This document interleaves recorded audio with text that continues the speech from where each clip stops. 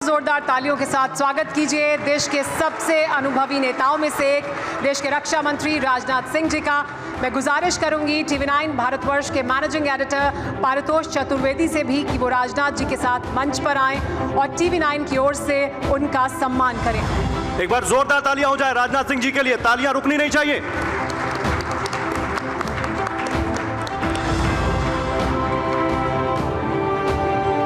Sir, बहुत बहुत स्वागत है आपका। शुक्रिया पारितोष जी। तो राजनाथ सिंह जी के साथ सवाल जवाब के लिए मैं मंच पर अब आमंत्रित करना चाहूंगा मेरे सहयोगी निशांत चतुर्वेदी को। निशांत। बहुत जोरदार तालियों से राजनाथ जी का स्वागत करते हैं, क्योंकि अभी देश वाकई में बड़े मजबूत हौसलों के साथ आगे बढ़ रहा है, और उसमें रक्षा की अगर बात की जाए तो सबसे महत्वपूर्ण है। राजनाथ जी, आपको एक बहुत सरल, सौम्य और मिलनसार नेताओं में से एक माना जाता है, लेकिन लोग कहते हैं कि जैसे ही आप रक्षा मंत्री बने हैं, आप एंग्री यंग मैन बन गए। चीन और पाकिस्तान पर जमकर धारते हैं और उनके पसीने छूट जाते हैं। मुझे इस बात की जानकारी नहीं थी कि मैं बहुत सरल, सहज और मैं सौम्य हूं। वैसे जितना आप मुझे सरल, सहज और सौम्य मानते हैं, मैं समझता हूं कि मुझसे कहीं अधिक हमारे प्रधानमंत्री मोदी जी सरल, सहज और सौम्य हैं। और यह बात मैं इसलिए कह रहा हूं कि आपने देखा होगा कि समाज की अंतिम सीढ़ी पर बैठे हुए व्यक्ति, जो कि झाड़ू लगाने का काम करता है, जिसकी भूमिका स्वीपर की है, उसका पांव पखारने का काम यदि कोई करता है तो भारत का प्रधानमंत्री श्री नरेंद्र मोदी करते हैं।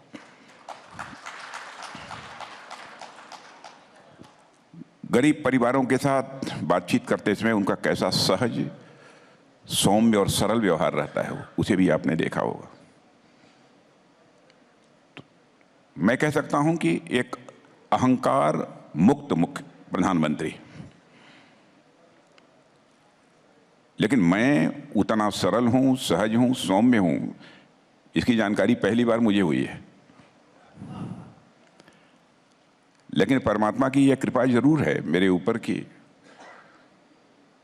मन में जल्दी अहंकार पैदा नहीं होता है, क्योंकि हमारी मान्यता है कि जिस व्यक्ति के अंदर अहंकार पैदा होता है, स्वाभाविक रूप से उसका कद अपने आप छोटा हो जाता है। जैसे किसी नंबर के पहले कोई पॉइंट लगा दीजिए तो उस पॉइंट की वैल्यू कम हो जाती है। जैसे 1 के पहले पॉइंट लगाइए तो उसकी वैल्यू 1 नहीं रह जाती है, 1/10 हो जाती है। वैसे ही जिस व्यक्ति के अंदर अहंकार होगा, उसका कद भले ही उसकी नज़रों में बड़ा हो, लेकिन समाज की नज़रों में कभी बड़ा नहीं हो सकता है। इसलिए यदि आपने कहा कि मैं सरल, सहज, सौम्य हूँ, तो इसका मतलब कि ईश्वर की मेरे ऊपर भी कृपा है। यदि हूँ तो मैं इसकी गारंटी नहीं देता कि मैं हूँ। क्योंकि आपने गारंटी शब्द का जिक्र किया है, तो मैं आपसे एक चीज़ समझना चाहूँगा। इस वक्त दुनिया में बड़े कठिन हालात हैं। एक तरफ यूक्रेन में 2 साल हो चुके हैं, युद्ध चल रहा है। मिडल ईस्ट में तनाव बहुत ज़्यादा बढ़ा हुआ है। अब अफ्रीकन कंट्रीज़ में भी हम देख रहे हैं बहुत ज़्यादा तनाव है, वहाँ पर भी ऐसा लग रहा है सिविल वॉर के हालात हैं। देश की सुरक्षा की गारंटी देना और लेना, इस देश की सुरक्षा की गारंटी इस दौर में कितनी बड़ी चुनौती है आपके लिए? मैं इसे कोई बड़ी चुनौती नहीं मानता हूं। यह मैं मानता हूं कि विश्व इस समय संकट के दौर से गुजर रहा है। रूस और यूक्रेन का युद्ध और साथ ही साथ इजराइल और हमास का जो युद्ध चल रहा है, लेकिन जो भी इस समय युद्ध चल रहे हैं उसमें इसको शांत करने में भी यदि कोई प्रभावी भूमिका दुनिया का कोई देश निभा सकता है तो केवल भारत निभा सकता है।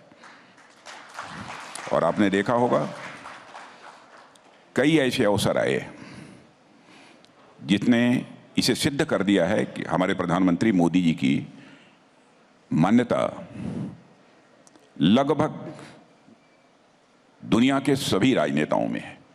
हम बात अगर पीओके की करें तो वहाँ पर आए दिन पाकिस्तान के खिलाफ वहाँ के लोग सड़कों पर उतर रहे हैं। आए दिन बलूचिस्तान के लोग आज़ादी की मांग कर रहे हैं। भारत का स्टैंड क्या है इस पर, इन दोनों की अगर बात की जाए तो? देखिए, पाकिस्तान हमारा पड़ोसी देश है। भारत तो यह चाहता है कि जितने भी हमारी पड़ोसी देश हैं उनमें शांति हो, समृद्धि रहे, लोग अमन चैन के साथ रहें। हमारी सोच तो यही रहती है। लेकिन जो आपने कहा, यह सच कहा है कि पाकिस्तान में ऐसी स्थिति नहीं है। आतंकवाद का बोलबाला है और आए दिन कहीं ना कहीं कोई बड़े जन आंदोलन पाकिस्तान में होते ही रहते हैं। और लेकिन पाकिस्तान की जनता कोई बहुत, लोग कभी कभी पाकिस्तान की जनता के बारे में भी टिप्पणी कर देते हैं, लेकिन पाकिस्तान की जनता के बारे में कोई टिप्पणी नहीं करता कभी। मैं उनको दोषी करार नहीं करता, लेकिन हुक्मरान कि केवल हम सत्ता में बने रहें, इसके लिए कुछ ऐसी नापाक हरकतें करते हैं जिसके का परिणाम स्वरूप भारत के साथ रिश्ते खराब होते हैं। अब हम सत्ता में बने रहें, सत्ता में आने के लिए हम सत्ता में आए, इसके लिए आतंकवादियों का सहयोग प्राप्त करना, वहां के अनसोशल एलिमेंट्स का जो है सहयोग प्राप्त करना, जब तक यह सब सारी प्रवृत्ति रहेगी और आतंकवादियों को संरक्षण देते रहेंगे, तब तक मैं समझता हूं कि भारत और पाकिस्तान के रिश्ते अच्छे नहीं हो सकते। लेकिन एक अपनी गवर्नमेंट की अप्रोच, उसके बारे में मैं बतलाना चाहूँगा कि आतंकवाद को हम लोग किसी भी सूरत में बर्दाश्त नहीं करेंगे। उसके खिलाफ प्रारंभ से ही जितनी कठोर से कठोर कार्रवाई की जा सकती है हम लोगों ने किया है और आगे भी करेंगे। आपने देखा, जरूरत पड़ी तो हम लोगों ने एयर स्ट्राइक की, जरूरत पड़ी थी हम लोगों ने सर्जिकल स्ट्राइक की। लेकिन तकलीफ उस समय होती है जबकि हमारे पॉलिटिकल अपोनेंट हमारे सेना के शौर्य और पराक्रम पर प्रश्न चिन्ह लगाने की कोशिश करते हैं और कहते हैं कि आपने एयर स्ट्राइक की, सर्जिकल स्ट्राइक की, इसकी सर्टिफिकेट दीजिए, प्रमाण दिखाइए। इससे बड़ी विडंबना और दूसरी क्या हो सकती है? मैं समझता हूं कि कांग्रेस की हुकूमत ने यह किया होता तो उस हुकूमत का हम स्वागत करते। और आपने देखा, हमारे आदरणीय अटल बिहारी वाजपेयी ने संसद में खड़े होकर श्रीमती इंदिरा गांधी की सराहना की थी, दुर्गा कहकर पुकारा था श्रीमती इंदिरा गांधी को। अब मैं आपके विभाग के बारे में बात करूंगा। रक्षा मंत्री जी, पिछले 10 सालों में ऐसा क्या हुआ जो यूपीए के टेन्योर के दौरान नहीं हुआ? देखिए,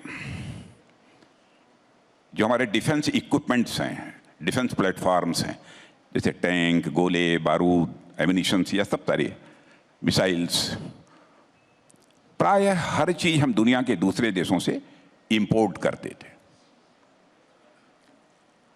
और उस समय विश्व का सबसे बड़ी इंपोर्टर कंट्री कोई थी तो वो भारत थी इस मामले में। लेकिन आज आपको जानकर खुशी होगी कि भारत इन 9 वर्षों के अंदर ही दुनिया की टॉप 25 एक्सपोर्टर कंट्रीज की क्यू में आकर खड़ा हो गया है। अभी आपने जिक्र किया सर्जिकल स्ट्राइक्स का। कांग्रेस का यह आरोप है बार बार कि सर्जिकल स्ट्राइक उनके जमाने में भी होती थी, लेकिन वो प्रचार नहीं करते थे, यहां पर प्रचार ज्यादा होता है। अब मैं समझता हूं कि अपनी कमजोरी को छिपाने का इससे अच्छा तरीका और कोई दूसरा नहीं हो सकता है। भाई, यदि कोई भी कंट्री किसी दूसरी कंट्री के ऊपर कोई अटैक करे, कुछ भी छोटी मोटी भी हरकत करती है, सारी दुनिया को मालूम हो जाता है। और भारत इतना बड़ा काम कर रहा है, सर्जिकल स्ट्राइक और एयर स्ट्राइक कर रहा है, तो दुनिया को क्यों नहीं मालूम होगा? और पाकिस्तान स्वयं यह कह रहा है कि भारत हमारे ऊपर जुल्म ढा रहा है, उसके बाद भी उनको सर्टिफिकेट चाहिए। मैं समझता हूं कि स्वस्थ लोकतांत्रिक व्यवस्था में इस तरीके से सेना के शौर्य और पराक्रम पर सवालिया निशान नहीं खड़े किए जाने चाहिए। एक और चीज, आप कहते हैं देश में सुरक्षा का माहौल है। राहुल गांधी वो कहते हैं जगह जगह जाकर कि देश में भय का वातावरण है, डरो मत। लोग वो कहते हैं डरो मत क्योंकि लोग डरे हुए हैं। मैं समझता हूं जो डरा हुआ होता है वही लोगों से कहता है कि डरो मत। क्यों इतने डरे हैं? डरने का कारण क्या है? और कभी भारतवासियों को डराने की हमारी सरकार ने कोशिश नहीं की है। और हम तो, सच्चाई है कि हमारे पड़ोसी देश हैं, उनके साथ भी हम अच्छे रिश्ते बनाकर रखना चाहते हैं। किसी देश को डराने की भी हम कभी कोशिश नहीं करते। एक मिसाल वो बतला दें जहां पर कि हमारी गवर्नमेंट ने लोगों को डराने की कभी कोई कोशिश की होगी। अब यह आरोप पूरी तरह से बेबुनियाद है, निराधार है। अब क्या आधार है, यह बात समझ में नहीं आती। मैं समझता हूं कि उनके पास मुद्दों का अभाव है, क्योंकि विकास इतनी तेजी के साथ होता जा रहा है इस देश में मोदी जी के नेतृत्व में, कि भारत ही क्या दुनिया भी उसे स्वीकार कर रही है, तो आपको मालूम है। और अधिकांश देशों के राष्ट्राध्यक्ष इस सच्चाई को स्वीकार करते हैं कि दुनिया में 21वीं सदी यदि किसी देश की है तो केवल और केवल भारत की है। लेकिन अभी आपने जो कहा, तो क्या मैं ये समझूं कि राहुल गांधी खुद डरे हुए हैं? अभी आपने जो कहा, क्या मैं ये समझूं कि वो खुद डरे हुए हैं? क्यों डरे हैं, ये बात अब उन्हीं से पूछिए। नहीं, लेकिन क्या वो डरे हुए हैं? पता नहीं, यात्रा पर हैं, पता नहीं उनकी नजरों में भारत कहाँ टूट गया है कि भारत को जोड़ने गए। मैं तो समझ नहीं पाया। और आप लोग भी इंटेलेक्चुअल हैं, मैं आप लोगों से जानना चाहूंगा कि मेरा ज्ञान वर्धन करिए कि ये भारत कहीं टूटा हुआ है कि जोड़ने के लिए निकले हैं? किसको जोड़ने के लिए निकले हैं? क्या हम लोगों ने समाज को बांटने की कोशिश की है? क्या हम लोगों ने किसी स्टेट के साथ किसी प्रकार का डिस्क्रिमिनेशन अथवा किसी प्रकार का कोई भेदभाव किया है? पहले यही केंद्र सरकारें राज्यों को 31-32% दिया करती थी असिस्टेंस, जो सेंट्रल गवर्नमेंट प्रोवाइड करती है। हम 41-42% दे रहे हैं, और केवल बीजेपी लेड गवर्नमेंट्स को, स्टेट गवर्नमेंट्स को नहीं दे रहे हैं, सभी गवर्नमेंट्स को दे रहे हैं। कहीं पर कोई डिस्क्रिमिनेशन नहीं है। और मैं तो आपसे भी जानना चाहूंगा कि मुझे बतलाइए कि कहां पर हम लोगों ने किसको डराने की कोशिश की, कहां किसके साथ कोई डिस्क्रिमिनेशन किया है? वो कहते हैं कि ईडी भेज देते हैं, ईडी भेज देते हैं। जो गलत करेगा तो ईडी का अपना काम है। ये सब जो ऑटोनमस ऑर्गेनाइजेशन है अपना काम करेंगे। उनका कहना है कि करप्शन को बढ़ने देना चाहिए, यही चाहते हैं। ये सच्चाई को भी समझना चाहिए कांग्रेस के मित्रों को। शायद ही कोई एक उनकी गवर्नमेंट रही हो जिस पर कि भ्रष्टाचार के आरोप न लगे हो, और एक गवर्नमेंट तो ऐसी रही है जिसमें कि उनके मंत्रियों को भ्रष्टाचार के आरोपों के कारण जेल की हवा खानी पड़ी है। लेकिन 9-10 वर्षों का समय गुजर गया, कोई भी, भारत ही नहीं दुनिया का कोई व्यक्ति भ्रष्टाचार के मामले में हमारी सरकार के दामन पर कोई क्वेश्चन मार्क नहीं लगा पाया। लेकिन अब वही ऑपोजिशन के लोग कहते हैं कि हमारे नेता बीजेपी में जा रहे हैं और बीजेपी उनके लिए वॉशिंग मशीन हो जाती है। तो जो आ रहे हैं तो हम क्या करें? जो आ रहे हैं वो आए, उनका स्वागत है।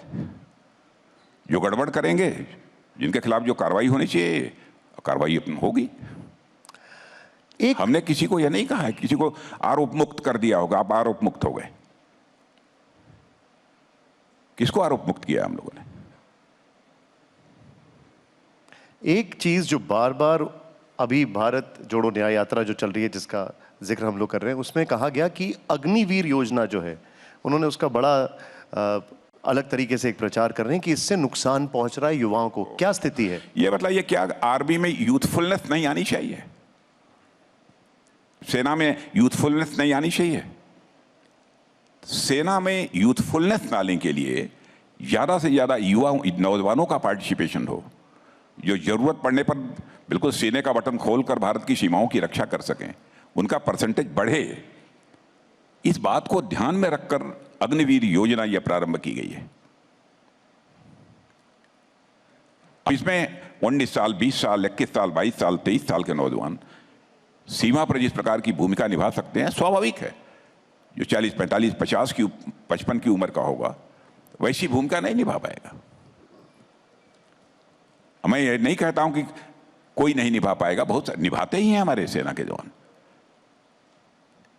लेकिन ज्यादा श्रम करने के लिए, और साथ ही साथ जिनके अंदर जोखिम उठाने का एक भाव होता है, यह नौजवानों के अंदर अपेक्षाकृत ज्यादा होता है। तो यह यूथफुलनेस आर्मी के अंदर लाने के लिए ही हम लोगों ने यह अग्निवीर योजना प्रारंभ की है। और आपने देखा होगा, यदि वो 4 साल के बाद रिटायर हो रहे हैं तो उनको कहीं ना कहीं उनको जॉब दिया जाए। उनके लिए तरह तरह की कई विभागों में, लगभग भारत सरकार के सभी विभागों में रिजर्वेशन वर्ग की व्यवस्था उनके लिए कर दी है। ऐसा नहीं है कि वो जाकर सीधे घर पर बैठ जाएंगे। कुछ सर्टेन अमाउंट भी उनको दे रहे हैं ताकि कोई बिजनेस करना चाहे, व्यापार करना चाहे तो वो भी कर सकते हैं। उनको अन्य भी बहुत सारी जो फैसिलिटीज प्रोवाइड की जा सकती हैं वो भी प्रोवाइड कर रहे हैं। अभी है एक एक्सपेरिमेंट हम लोगों का, यह है यहाँ पर आगे कुछ इंप्रूवमेंट की जरूरत पड़ेगी, कुछ सुधार लाने की जरूरत पड़ेगी, वो करेंगे।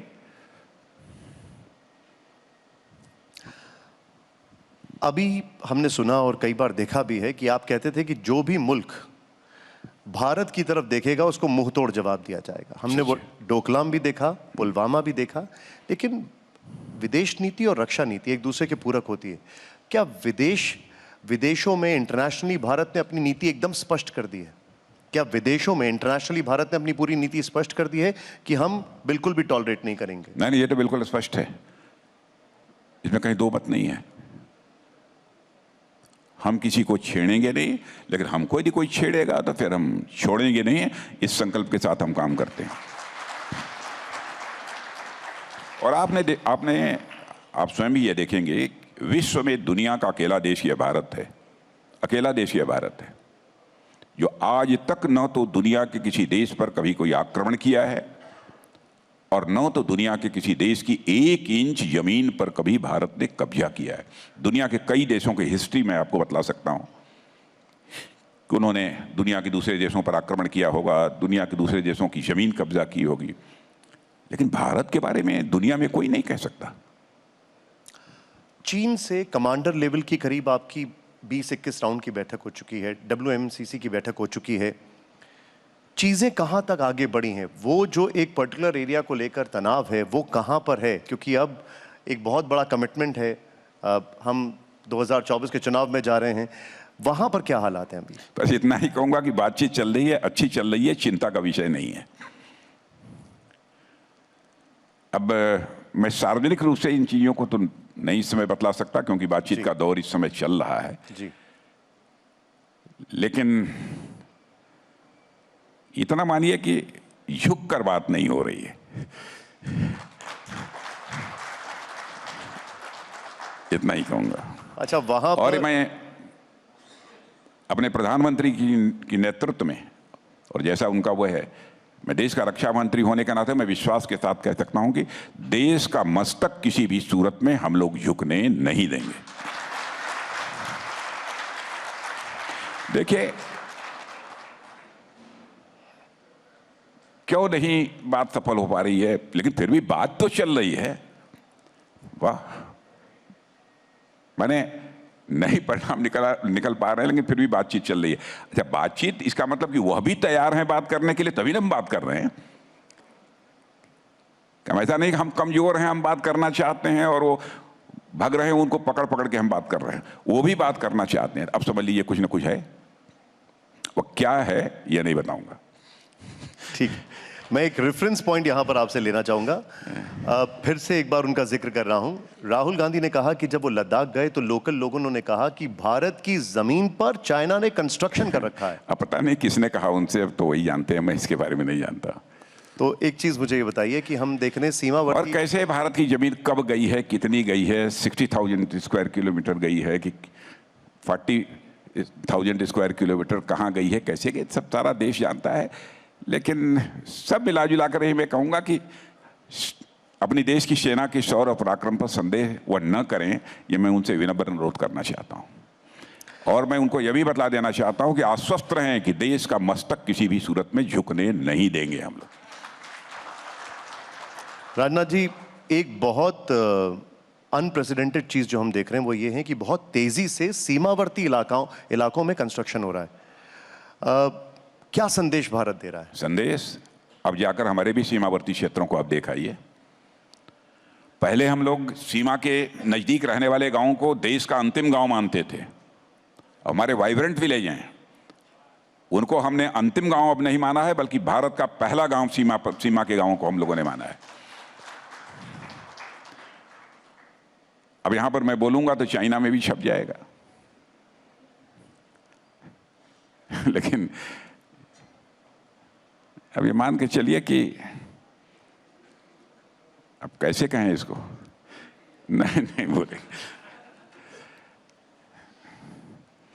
सीमा पर हमारी स्थिति काफी मजबूत हुई है पहले से, इंफ्रास्ट्रक्चर के मामले में इतना मैं कह सकता हूं, पहले के कंपैरिजन में बहुत मजबूत हुई है। आप उठाकर आंकड़े देख लीजिए, अब इसमें मेरे पास आंकड़े नहीं है तो मैं आपको आंकड़े बतला देता, लेकिन बहुत मजबूत हुई है पहले से। लेकिन अगर आप आए दिन देखते होंगे कि बॉर्डर रोड ऑर्गेनाइजेशंस की बहुत सारी लगभग 50, 60, 70, 80, 100 परियोजनाओं का हर 2-3 महीने में मैं लोकार्पण करने के लिए जाता हूं, शिलान्यास करने के लिए नहीं, लोकार्पण करने के लिए जाता हूं। तो मैंने कहां बन रही हैं, कहीं ना कहीं तो बन रही है ना। हाँ, उन्होंने पहले से अपना काम किया है, इसमें कहीं दो राय नहीं, पहले से ही। अब भाई कोई अपनी भूमि पर यदि अपना कोई कंस्ट्रक्शन करता है तो उसे कैसे कोई रोकेगा? हम कर रहे हैं तो कोई रोक रहा है हमको? लेकिन भगवान न करे अगर कभी जरूरत पड़े, लेकिन क्विक मोबिलाइजेशन के भारत अब तैयार है, एकदम extreme to the last point. ईश्वर न करे कि कोई ऐसी नौबत आए, लेकिन मैं कह सकता हूं कि मैंने तो अपनी सेना को यही कर रखा है। अब हमारे किसी आर्मी चीफ से पूछिएगा, लोगों ने कहा कि सब शांति है, ये सब कुछ, कोई खास बात कोई ऐसी नहीं है।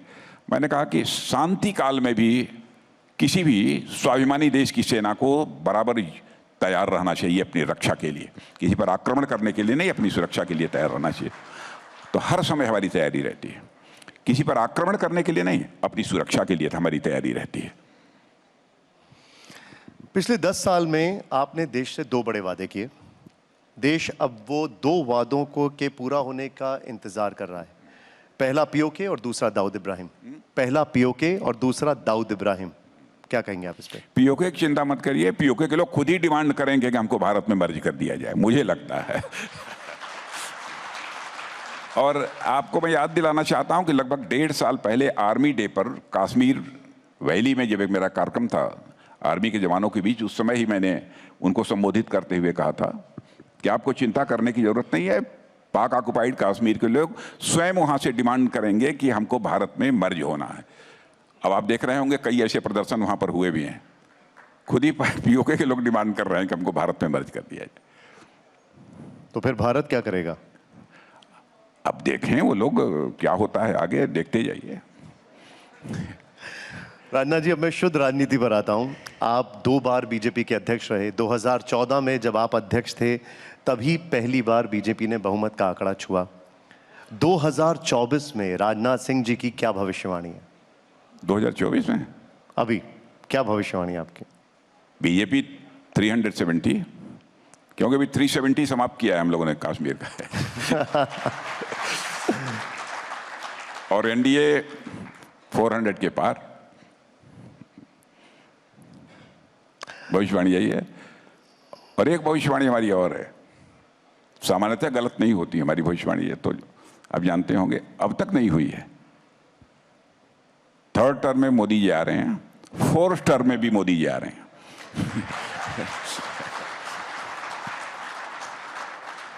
इंडिया गठबंधन, जनता का ऐसा गहरा विश्वास दुनिया में किसी देश के लीडर पर आपको देखने को नहीं मिलेगा जैसा कि हमारे भारत के प्रधानमंत्री मोदी जी के प्रति जन सामान्य के विश्वास और भरोसे का भाव है। करिश्मा हुआ है इकोनॉमी के फ्रंट पर, तो करिश्मा हुआ है। मैं भी लंबे समय से राजनीति करता हूं, इन सब सारी चीजों को देखता रहता हूं, पढ़ता रहता हूं, लेकिन आर्थिक क्षेत्र में जिस प्रकार से काम हुआ है वो अप्रत्याशित है। कोरोना के लगभग 2 साल के गंभीर संकट के बावजूद अपनी इकोनॉमी को संभाल लेना ये कोई छोटी बात है। बैंकों में हम देखते थे कि एनपीए प्राय 10%, 11% रहा करता था, और आज हमारा बैंकों का एनपीए घटकर अप्रॉक्सीमेटली 3% के आसपास रह गया है। माने हमारी इकोनॉमी की growth rate in between 6 to 7% बराबर बनी हुई है। 7% को क्रॉस भी कर जाती है, किसी महीने में मोर देन 8% हो जाती है। दुनिया के किसी देश की नहीं है। इस वर्ल्ड की फास्टेस्ट ग्रोइंग इकोनॉमी इस समय यदि किसी की है तो हमारे और आपके देश भारत की है। और आप समझिए कि लगभग 70 वर्षों का समय लग गया है ये लगभग 1.5-2 ट्रिलियन की इकोनॉमी बनने में इस देश को। अब हम लगभग 4 ट्रिलियन की इकोनॉमी लगभग बन गए हैं। 3.75 इसके आसपास पहुंच गए हैं ट्रिलियन डॉलर की। और मैं नहीं कह रहा हूं, मॉर्गन स्टैनली जैसी financial firms, highly reputed financial firms भी अब यह कहती हैं कि 2027 आते आते भारत को दुनिया की टॉप 3 इकोनॉमी में आने से दुनिया की कोई ताकत रोक नहीं सकती। वो खुद कहती हैं, ये मैं नहीं कह रहा हूं। हाईली रिप्यूटेड जो फाइनेंशियल फर्म्स हैं वह कहती हैं। तो करिश्मा नहीं है तो और क्या है। हम लोग 2014 में 11वें स्थान पर थे और इतनी जल्दी टॉप 5 में आ गए और 27 शुरू होते होते टॉप 3 में आ जाएंगे।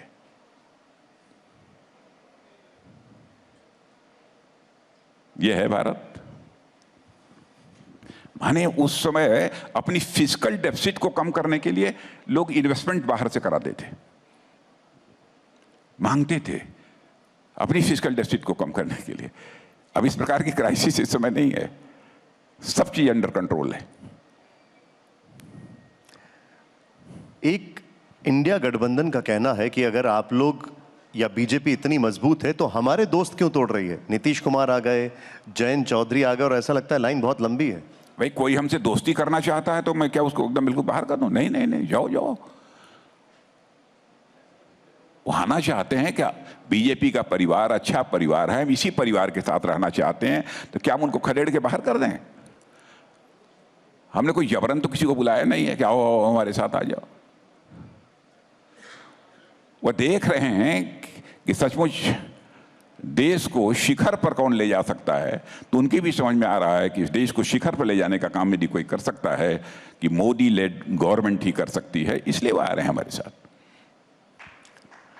आप अटल जी के करीबी रहे, करीबी थे, सहयोगी भी थे, लखनऊ से अटल जी की विरासत भी संभाल रहे हैं। अटल जी कहते थे कि जोड़ तोड़ करके सत्ता मिली तो उसे चिमटे से भी नहीं छूंगा, लेकिन आज लगता है कि जोड़ तोड़ बगैर काम ही नहीं चलता। हम लोगों की सत्ता जोड़ तोड़ कर कहा है, क्लियर मेजॉरिटी है। क्लियर मेजॉरिटी है। उन्होंने तो उस समय कहा था जब कई पॉलिटिकल पार्टी मिलकर कोलिशन गवर्नमेंट बनाती थी, उसके लिए टिप्पणी की थी उन्होंने। हम जोड़ तोड़ के कहां बना रहे हैं? हम तो क्लियर मेजॉरिटी है ही, क्लियर मेजॉरिटी मिलेगी ही, और क्लियर मेजॉरिटी मिलेगी ही, देश को हम ही आगे ले जा सकते हैं। यह विश्वास जन सामान्य में पैदा करने में हमें कामयाबी मिली है, इसलिए लोग हमारे साथ जुड़ रहे हैं जो देश को आगे ले जाना चाहते हैं।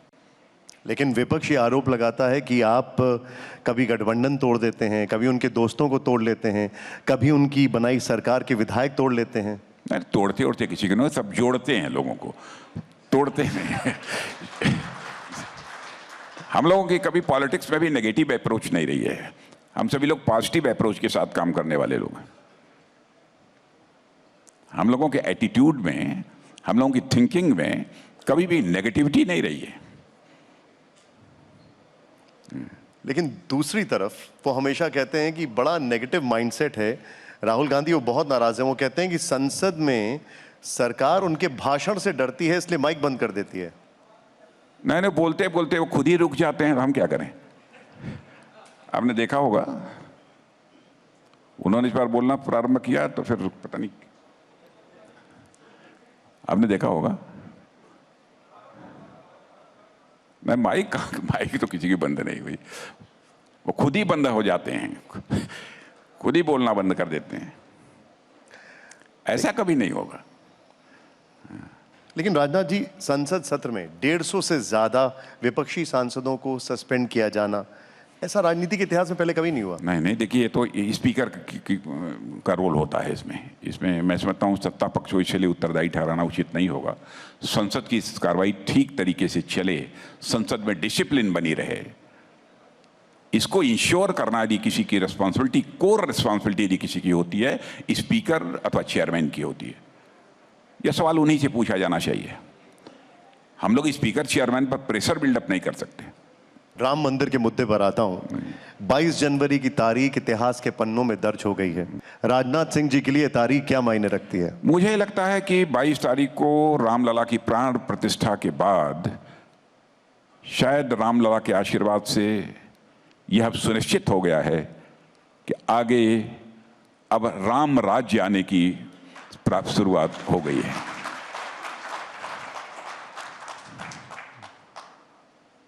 अब रामलला अपनी उस कुटिया से अब अपने महल में लौट चुके हैं। भव्य मंदिर बन चुका है। तब राम यदि आ गए अपने महल में तो फिर राम राज्य प्रारंभ होना ही होना है, यह होकर रहेगा, देखिएगा। विपक्षी पार्टियों ने न्योता ठुकरा दिया। उनका यह आरोप है, वो ये कहते हैं कि यह पूरा मामला ऐसा लगता है जैसे राजनीतिक कार्यक्रम था। नहीं, राजनीतिक कार्यक्रम कैसे था? निमंत्रण तभी को गया था, कांग्रेस के अध्यक्ष को भी गया था, सोनिया जी को भी गया था, सारे विपक्षी दल के सारे जितने भी राष्ट्रीय अध्यक्ष हैं सबको आमंत्रित किया गया था। यह कहना कि आमंत्रित नहीं किया गया है, यह सर्वथा गलत है। लेकिन यह कहा गया कि जो 22 जनवरी को वहां पर नहीं गया वो राम विरोधी है, सनातन विरोधी। हम लोगों ने कभी नहीं कहा किसी को, ऐसा नहीं है। मतलब हम लोग किसी को हम लोगों ने किसी के ऊपर आरोप नहीं लगाया कि नहीं गया वह राम विरोधी है, किसी के ऊपर आरोप नहीं लगाया। राजनाथ जी, एक और विवाद जिस पर हम चाहेंगे आप हमें बताएं थोड़ा। यूनिफॉर्म सिविल कोड को लेकर उत्तराखंड में लागू हो चुका है, कुछ और राज्यों में तैयारी है, क्या केंद्र भी तैयारी कर रहा है? नहीं, अभी तो उत्तराखंड राज्य ने केवल किया है। अब आगे क्या होगा कुछ कह नहीं सकते।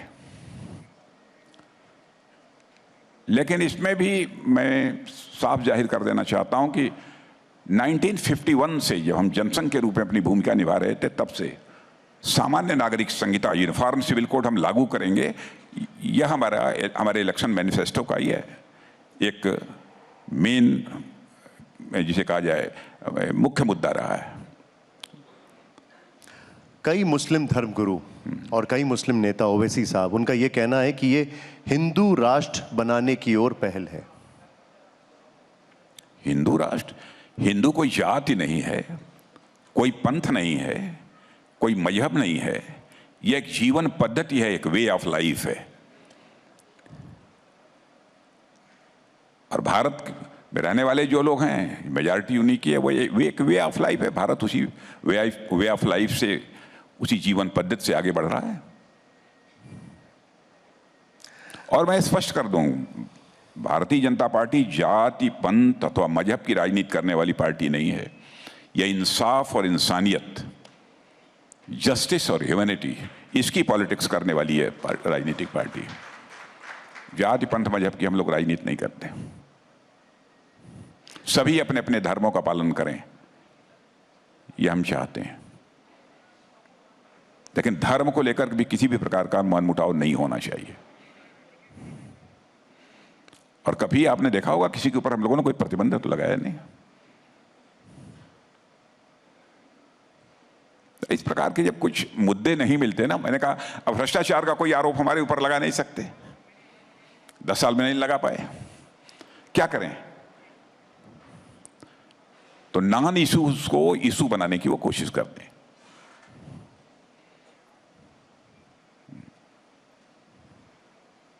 राजनाथ जी, बहुत बहुत शुक्रिया, आपने हमारे लिए समय निकाला। आप हमारे से इनॉग्रल में आए।